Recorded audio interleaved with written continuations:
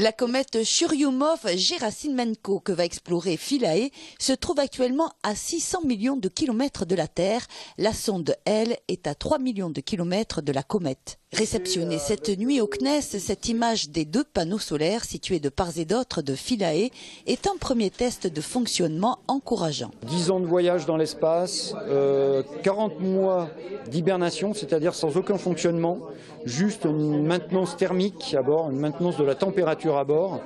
C'est toujours rallumé, c'est comme vous rallumeriez votre PC après l'avoir laissé 4 ans dans votre cave.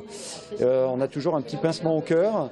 Et puis c'est extrêmement complexe, il y a vraiment énormément d'électronique à bord. Donc les premières données qu'on a reçues cette nuit nous montrent que tout fonctionne nominalement, tout fonctionne normalement.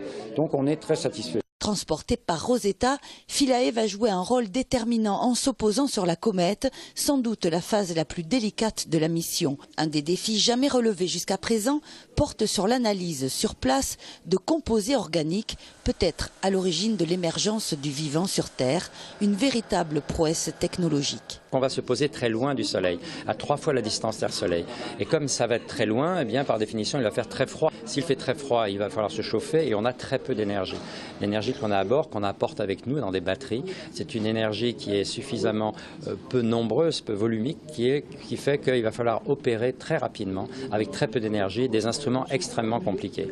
Et donc il a fallu concevoir des instruments qui par principe sont les mêmes que ceux qu'on a sur Terre, sauf qu'ils vont travailler dans des conditions très particulières, en dessous de moins 100 degrés de température, et avec des conditions énergétiques tellement faibles que c'est des prouesses qu'on ne peut même pas imaginer. On va travailler pendant quelques jours, par exemple pour forer quelque chose réputé aussi dur que du béton sur 30 cm avec quelques watts seulement, c'est-à-dire 1000 fois moins que ce que l'on aurait avec une perforeuse que l'on achèterait pour soi-même. Les premières images de la comète sont attendues début juillet. L'atterrissage de Philae et les premières analyses scientifiques devraient avoir lieu le 11 novembre.